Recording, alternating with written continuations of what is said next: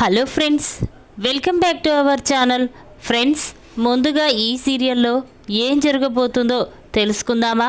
ఇక వీడియోలోకి వెళ్ళినట్లయితే విక్రమ్ రాధ కోసం ఎంతగానో వెతుకుతూ ఉంటాడు.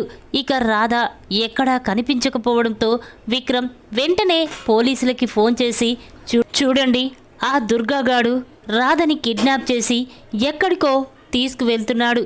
ఎలాగైనా రాధని కనిపెట్టాలి. మీరు మాత్రం అలర్ట్గా ఉండాలి. ఎక్కడ ఎటువైపు ఏ వాహనం వస్తుంది, ఎటువైపు వెళుతుంది, అందులో ఎవరున్నారు అని ఖచ్చితంగా ఎంక్వైరీ చేసిన తర్వాతే పంపించాలి అని విక్రమ్ అంటాడు. అప్పుడు పోలీసులు సరే సార్ అని చెప్పి అనుకుంటూ ఉండగా ఇంతలోనే అంబులెన్స్ అటుగా వస్తూ ఉంటుంది. ఇక అది చూసిన పోలీసులు సార్ అంబులెన్స్ వస్తుంది, అందులో కూడా చెక్ చేయమంటావా అనగానే అప్పుడు విక్రమ్ అదేంటి అలా మాట్లాడుతున్నారు? అంబులెన్స్లో ఆ దుర్గాగాడు రాధని కిడ్నాప్ చేసి ఏమైనా తీసుకువెళ్తాడా? ఏం మాట్లాడుతున్నారు? వద్దు, వదిలేయండి. అంబులెన్స్ ఆపితే అందులో ఉన్న ప్రాణం ఎలా ఉంటుందో దాన్ని ఆపొద్దు అని చెప్పి ఇక విక్రమ్ అనగానే పోలీసులు సరే సార్ అని చెప్పి పక్కకు వెళ్తారు. ఇక ఇంతలోనే డ్రైవర్ సార్ ఇక్కడ పోలీసులు చాలామంది ఉన్నారు అనగానే అప్పుడు దుర్గా చూడు, ఆ అంబులెన్స్ ఆపకుండా స్పీడ్గా వెళ్ళు. ఆ అంబులెన్స్ ఎవరు చెక్ చేయరు, ఎందుకంటే అంబులెన్స్లో ఉన్నది ప్రాణాపాయ స్థితిలో ఉన్నారని పోలీసులు అనుకుంటారు. మన మీద ఎటువంటి డౌటు రాదు, నువ్వేం కంగారు పడకు అని దుర్గా చెప్పగానే అప్పుడు డ్రైవర్ సరే సార్ అని చెప్పి ఇక స్పీడ్గా వెళ్తూ ఉంటాడు. అలా వెళ్తూ ఉండగా విక్రమ్ అంబులెన్స్ వైపు చూస్తూ ఉంటాడు. ఇక అందులో నుంచి కొంచెం చీర కొంగు బయటికి కనిపించడంతో అది చూసిన విక్రమ్ ఆశ్చర్యంగా చూస్తూ ఇది ఎక్కడో చూసినట్టు అనిపిస్తుందేంటి అని విక్రమ్ అనుకుంటూ ఆలోచిస్తూ ఉండగా ఇంతలో విక్రమ్కి ఒక ఆలోచన వస్తుంది. అవును, రాధ ఈరోజు అదే చీర కట్టుకుంది, అదే ఆ కొంగు చీర అని చెప్పి వెంటనే విక్రమ్ పోలీసులతో చూడండి, వెంటనే ఆ అంబులెన్స్ని ఫాలో అవ్వండి. ఆ దుర్గాగాడు రాధని అందులోనే కిడ్నాప్ చేసి తీసుకువెళ్తున్నాడు, వెళ్దాం పదండి అని చెప్పి ఇక విక్రమ్ పోలీసులతో చెప్పడంతో ఇక పోలీసులు అంబులెన్స్ని ఫాలో చేస్తూ ఉంటారు. ఇక అది చూసిన డ్రైవర్ సార్ ఆ పోలీసులు మనల్ని ఫాలో చేస్తున్నారు, నాకు భయంగా ఉంది అనగానే అప్పుడు దుర్గా చూడు, స్పీడ్గా వెళ్ళు, వాళ్ళు మనల్ని పట్టుకోలేరులే అని చెప్పి అనగానే ఇక ఇంతలోనే విక్రమ్ కూడా తన కార్ని స్పీడ్గా పోనించి ఇక అంబులెన్స్ ముందు ఆపుతాడు. అది చూసిన డ్రైవర్ ఒక్కసారి షాక్ అవుతాడు. సార్ నాకేమీ తెలియదు, ఇదంతా ఆ దుర్గాగాడి పనే, నన్ను వదిలేయండి అని చెప్పి డ్రైవర్ అక్కడి నుంచి పారిపోతాడు. ఇక దుర్గా వెంటనే అంబులెన్స్ డోర్ ఓపెన్ చేసేసరికి ఇక అందులో రాధ చేతులు కట్టేసి ఉండడం చూసిన విక్రమ్ ఒక్కసారి షాక్ అయిపోతాడు. ఇక వెంటనే విక్రమ్ చాలా కోపంగా ఒరేయ్ దుర్గా, నన్నేం చెయ్యలేక రాధని కిడ్నాప్ చేసి తీసుకొస్తావా? ఎంత ధైర్యం రా నీకు అని చెప్పి ఇక విక్రమ్ వెంటనే దుర్గా కాలర్ పట్టుకొని కిందికి లాక్కొస్తాడు. ఇక అది చూసిన దుర్గా చూడు విక్రమ్, నీకు ముందు నుంచి చెప్తూనే ఉన్నాను, రాధ నాది, నా సొంతం. నేను చదువుకునేటప్పటి నుండి రాధని ప్రాణం కంటే ఎక్కువగా ప్రేమిస్తున్నాను, పెళ్లి చేసుకోవాలనుకున్నాను. అలాంటి రాధని నువ్వు పెళ్లి చేసుకొని సొంతం చేసుకుంటే నేనెలా చూస్తూ ఊరుకుంటాననుకున్నావు?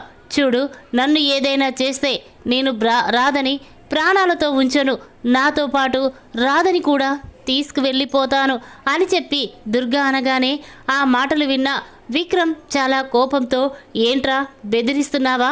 నువ్వంటే ఇష్టం లేదు రాధకి, అలాంటప్పుడు ఎందుకురా రాధని అలా బలవంతం చేస్తున్నావు, తన జీవితాన్ని నాశనం చేస్తున్నావు అని ఇక విక్రమ్ దుర్గాని కొడుతూ ఉంటాడు. ఇక అది చూసిన దుర్గా చూడు విక్రమ్, నన్ను ఎంత కొట్టినా నువ్వు ఏది చేసినా నేను రాధని మాత్రం వదిలే ప్రసక్తే లేదు అని అంటూ ఉంటాడు. ఇక అది విన్న విక్రమ్కి చాలా కోపం వస్తుంది. వెంటనే తన లాఠీ తీసి దుర్గాని కొడుతూ ఉండగా ఇంతలోనే దుర్గా విక్రమ్ దగ్గర ఉన్న తన రివాల్వర్ని లాక్కుంటాడు. అది చూసిన విక్రమ్ రాధ ఒక్కసారి షాక్ అయిపోయి చూస్తూ ఉంటారు.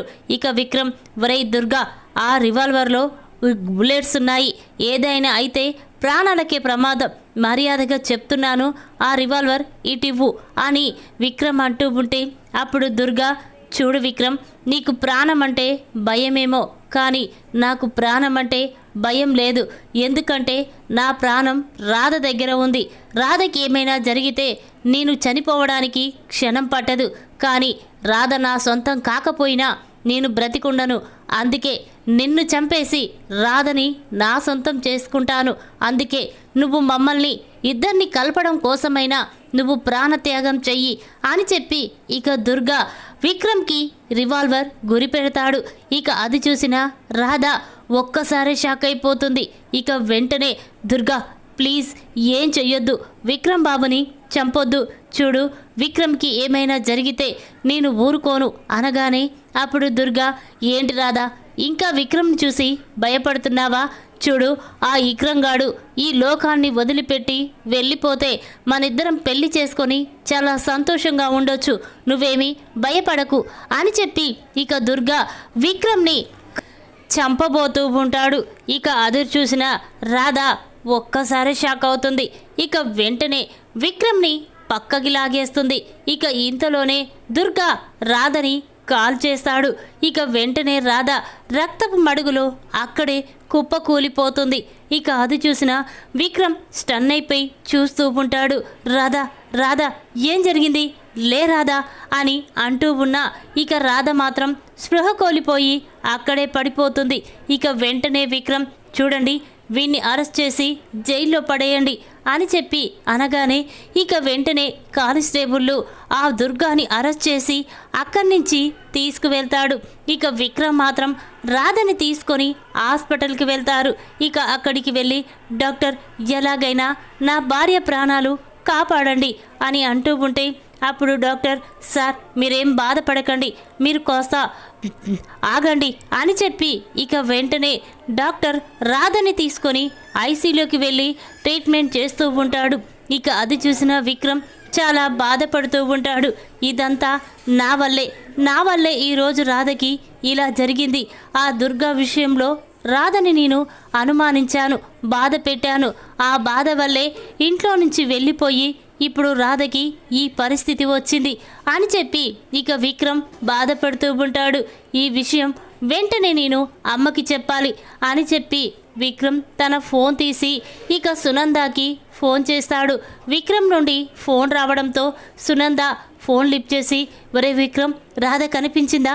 ఇంటికి తీసుకొస్తున్నావా అని అంటూ ఉంటే అప్పుడు విక్రమ్, లేదమ్మా, రాధ కనిపించింది, కానీ రాధకి ప్రమాదం జరిగింది. అందుకే తనని హాస్పిటల్లో అడ్మిట్ చేశాను. ఇప్పుడు హాస్పిటల్లో ఉన్నాను. వెంటనే నువ్వు ఈ విషయం రాధ వాళ్ళ అమ్మకి చెప్పి తనని కూడా తీసుకొని ఇక్కడికి రామ్మా అని విక్రమ్ అనగానే అప్పుడు సునంద, సరేరా, వెంటనే వచ్చేస్తున్నాను అని చెప్పి సునంద, నందగోపాల్ ఇద్దరూ కూడా పద్మమ్మ దగ్గరికి వెళ్ళి ఇక రాధ గురించి అన్ని నిజాలు పద్మమ్మకి చెప్తారు. దాంతో పద్మమ్మ చాలా బాధపడుతూ ఉంటుంది. ఏంటి, నా కూతురికి ఇలా కావడం ఏంటి? ఇదంతా మీ వల్లే నా కూతురు ఈరోజు ఈ పరిస్థితుల్లో ఉంది. నా కూతురికి ఏదైనా జరగనానిది జరిగితే నేను మాత్రం ప్రాణాలతో ఉండను అని చెప్పి పద్మమ్మ అనగానే అప్పుడు సునంద, చూడు పద్మమ్మ, నువ్వేం కంగారు పడకు. రాధ నా కోడలు, తనకేదైనా జరిగినా మేము కూడా ప్రాణాలతో ఉండం, పద వెళ్దాం అని చెప్పి ఇక సునంద, నందగోపాల్, పద్మమ్మ ముగ్గురు కూడా ఇక హాస్పిటల్లో ఉన్న రాధ దగ్గరికి వెళ్తారు. ఇక అది చూసిన విక్రమ్ చాలా బాధపడుతూ ఉంటాడు. ఇక వెంటనే పద్మమ్మ, ఏంటి బాబు, ఏం జరిగింది? నా కూతురికి ఈ పరిస్థితి రావడం ఏంటి అనగానే అప్పుడు విక్రమ్, చూడండి, ఆ దుర్గాగాడు రాధని కిడ్నాప్ చేశాడు. ఎలాగైనా రాధని కాపాడి తీసుకురావాలని వెళ్ళాను. కానీ ఆ చిరుగురాటలో ఆ దుర్గాగాడు నా ప్రాణాలు తీయబోయాడు. ఇంతలోనే రాధ నా ప్రాణాలు కాపాడి తన ప్రాణాలను అడ్డుపెట్టింది అని చెప్పగానే ఇక పద్మమ్మ ఒక్కసారి షాక్ అయిపోయి చూస్తూ ఉంటుంది. ఏంటి, ఆ దుర్గాగాడు మళ్ళీ ఇక్కడికి వచ్చాడా? ఈ విషయం నాతో ఎందుకు చెప్పలేదు అని పద్మమ్మ అంటూ ఉంటే అప్పుడు విక్రమ్ ఏంటమ్మా ఏం జరిగింది అసలు అనగానే ఇక పద్మమ్మ దుర్గా గురించి అసలు నిజాలు మొత్తం విక్రమ్తో చెప్తుంది. అది విన్న సునంద, నందగోపాల్, విక్రమ్ ఒక్కసారే షాక్ అయిపోయి చూస్తూ ఉంటారు.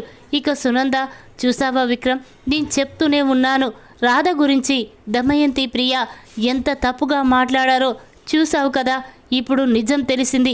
ఎలాగైనా రాధని కాపాడి ఇంటికి తీసుకువెళ్ళి ఆ దమయంతికి ప్రియాకి బుద్ధి చెప్పాలి. ఇక రాధ గురించి తప్పుగా మాట్లాడే అవకాశం వాళ్ళకి ఇవ్వద్దు అని సునంద అనగానే ఇక ఆ మాటలు విన్న విక్రమ్ సరేనమ్మా అని చెప్పి అనుకుంటూ ఉంటారు. ఇంతలోనే డాక్టర్ బయటికి వస్తాడు. డాక్టర్ని చూసిన విక్రమ్, డాక్టర్ ఇప్పుడు నా భార్యకి ఎలా ఉంది, తన ప్రాణాలకి ఎటువంటి ప్రమాదం లేదు కదా అని అంటూ ఉంటే ఇక డాక్టర్ మాత్రం చూడండి తనకి బ్లడ్ చాలా పోయింది, వెంటనే తనకి బ్లడ్ ఎక్కించాలి అని చెప్పగానే విక్రమ్ షాక్ అయిపోయి చూస్తూ ఉంటాడు. ఇక వెంటనే చూడండి డాక్టర్, వెంటనే వెళ్ళి తీసుకొచ్చేస్తాను అని చెప్పి ఇక విక్రమ్ బ్లడ్ బ్యాంకుకు వెళ్ళి బ్లడ్ అడుగుతూ ఉంటాడు. ఇక అక్కడ బ్లడ్ దొరకకపోవడంతో విక్రమ్ చాలా బాధపడుతూ అక్కడికి వచ్చి లేదు డాక్టర్ దొరకట్లేదు అనగానే ఇక డాక్టర్ ఎలా సార్, ఇప్పుడు అర్జెంటుగా తనకి బ్లడ్ ఎక్కించాలి అనడంతో ఇక వెంటనే విక్రమ్ డాక్టర్ నాది కూడా అదే బ్లడ్ గ్రూప్, వెంటనే నేను రాధకి బ్లడ్ ఇస్తాను అని చెప్పడంతో ఇక డాక్టర్ సరేనండి అని చెప్పి విక్రమ్ని లోపలికి తీసుకువెళ్తారు. ఇక విక్రమ్ రాధకి బ్లడ్ ఇస్తాడు. కాసేపటి తర్వాత డాక్టర్ బయటికి వచ్చి చూడండి పేషెంట్ కాసేపటి తర్వాత తను స్పృహలోకి వస్తుంది, మీరు వెళ్ళి మాట్లాడొచ్చు, తన ప్రాణాలకి ఎటువంటి ప్రమాదము లేదు అని చెప్పగానే ఇక అందరూ కూడా చాలా సంతోషపడుతూ ఉంటారు. ఇక ఇంతలోనే రాధ స్పృహలోకి వస్తూ ఉంటుంది. అది చూసిన సిస్టర్ వెంటనే బయటికి వచ్చి చూడండి పేషెంట్ స్పృహలోకి వస్తుంది, మీరు వెంటనే పేషెంట్తో మాట్లాడొచ్చు, లోపలికి రండి అని పిలవడంతో ఇక అందరూ కూడా లోపలికి వెళ్తారు. ఇక ఇంతలోనే రాధ మెల్లగా కళ్ళు తెరిచి చూసేసరికి ఇక అక్కడ అందరూ ఉండడం చూసి రాధ చాలా సంతోషపడుతుంది. నాకు ఏం జరిగింది అని అంటూ ఉంటే అప్పుడు విక్రమ్ చూడు రాధ, అదంతా తర్వాత చెప్తాను, ముందు ఇప్పుడు నీకెలా ఉందో చెప్పు అనగానే అప్పుడు రాధ పర్వాలేదు విక్రమ్ అనగానే ఇక అందరూ కూడా చాలా బాధపడుతూ ఉంటారు. ఇక రాధ మాత్రం ఎందుకండి అంత బాధపడుతున్నారు, ఇది నా జీవితం, నా ఇష్టం, నా జీవితంతో మీకు ఎలాంటి సంబంధము లేదు, అమ్మ మనం ఇంటికి వెళ్ళిపోదాం పద అని రాధ అనగానే ఆ మాటలు విన్న విక్రమ్ చాలా బాధపడుతూ ఉంటాడు. ఏంటి రాధా, నేనన్న మాటలు నాకే రివర్స్ చెప్తున్నావా? చూడు, ఏదో కోపంలో దుర్గా విషయంలో నిన్ను అనుమానించాను, అంతేకాని ఆ దుర్గా ఎలాంటివాడో ఇప్పటికైనా అర్థం చేసుకున్నాను, నన్ను క్షమించు రాధా అనగానే అప్పుడు రాధా సరే, కానీ నీకు ఒక విషయం గురించి నీతో మాట్లాడాలి, ఒంటరిగా మాట్లాడాలి అనగానే అప్పుడు అందరూ కూడా బయటికి వెళ్తారు. ఇక రాధ మాత్రం చూడు, మా నాన్నని 30 తారీఖు వరకు బయటికి తీసుకొస్తానని నాకు మాట ఇచ్చావు, చూడు 30 తారీఖు వరకు మా నాన్నని బయటికి తీసుకురాకపోతే ఆ క్షణమే నేను అగ్రిమెంట్ చించేసి ఇంట్లో నుంచి వెళ్ళిపోతాను, గుర్తుపెట్టుకో అనగానే ఇక విక్రమ్ చాలా బాధపడుతూ ఏంటి రాధా, ఇప్పుడు నీ ఆరోగ్యం బాగోలేదు, రెస్ట్ తీసుకోవాలి, ఇప్పుడు అవన్నీ మాట్లాడే సమయం కాదు, పద అనగానే ఇక ఇంతలోనే డాక్టర్ అక్కడికి వచ్చి చూడండి విక్రమ్ గారు, కాసేపటి తర్వాత మీరు రాధని తీసుకొని వెళ్ళొచ్చు అనేసరికి ఇక విక్రమ్ అందరూ కూడా సంతోషపడుతూ ఉంటారు. ఇక కాసేపటి తర్వాత విక్రమ్ రాధని తీసుకొని ఇంటికి వెళ్తాడు. అది చూసిన దమయంతి ప్రియ ఒక్కసారే షాక్ అయిపోయి చూస్తూ ఉంటారు. అది చూసిన రామచంద్రయ్య ఒరే విక్రమ్ ఏం జరిగిందిరా, రాధకి ఏమైంది, ఏంటి పరిస్థితి అంటూ ఉంటే అప్పుడు విక్రమ్ మామయ్య లోపలికి వెళ్ళాక అన్నీ వివరంగా చెప్తాను, వెళ్ళనివ్వండి అని ఇక విక్రమ్ రాధని తీసుకొని లోపలికి వెళ్తూ ఉంటే అది చూసిన దమయంతి విక్రమ్ ఆగు, ఎక్కడికి దాన్ని తీసుకువెళ్తున్నావు అనగానే అప్పుడు విక్రమ్ ఏంటత్తా అలా మాట్లాడుతున్నావేంటి, రాధ నా భార్య అనగానే అప్పుడు దమయంతి, ఏంట్రా ఏం మాట్లాడుతున్నావో నీకైనా అర్థమవుతుందా? రాధ నీ భార్యే, కానీ నిన్ను మోసం చేసి ఆ దుర్గాగాడితో లేచిపోయింది. అలాంటి నీచమైన పని చేసిన దీన్ని మళ్ళీ ఇంట్లోకి తీసుకొస్తావా? మన పరువు ప్రతిష్ట ఏం కావాలి అని దమయంతి అనగానే అప్పుడు విక్రమ్ మాత్రం, చూడత్తా, ఇంకా 3 రోజుల టైం ఉంది. రాధ ఏ తప్పు చేయలేదని నిరూపించడానికి. అంతవరకు మీరు రాధ విషయంలో కలగజేసుకోవడం నాకు నచ్చడం లేదు అని విక్రమ్ అనగానే అప్పుడు దమయంతి కోపంగా, ఏంటి బావగారు మీరేమీ మాట్లాడరేంటి? ఆ రాధని మళ్ళీ విక్రమ్ ఇంటికి తీసుకొచ్చాడు. ఈ పరువు ప్రతిష్ట ఏం కావాలి మీరైనా చెప్పొచ్చు కదా అని దమయంతి అంటూ ఉంటే అప్పుడు రామచంద్రయ్య, చూడు దమయంతి, ఇంకా నిజం నిరూపించుకోవడానికి 3 రోజులు గడువు ఉంది. ఆ గడువు పూర్తయిన తర్వాత రాధని ఇంట్లో నుంచి పంపించేయొచ్చు. కానీ అంతవరకు రాధ గురించి తప్పుగా తనని ఎవరైనా బాధ పెట్టాలని చూసినా నేను కూడా ఊరుకోను అనగానే అప్పుడు దమయంతి, ఏంటి బావగారు, రాధేదో నీ సొంత కూతురైనట్టు తన మీద అంత ప్రేమ చూపిస్తున్నారు అనగానే అప్పుడు రామచంద్రయ్య, చూడు, ఆడపిల్ల ఎవరికైనా ఆడపిల్లే, కానీ తన క్యారెక్టర్ గురించి ఆ నిజం తెలియకముందే తనని అనుమానించొద్దు, అవమానించొద్దు, బాధ పెట్టొద్దు అని చెప్పి ఇక రామచంద్రయ్య, వరే విక్రమ్, రాధని లోపలికి తీసుకువెళ్ళు అంటాడు.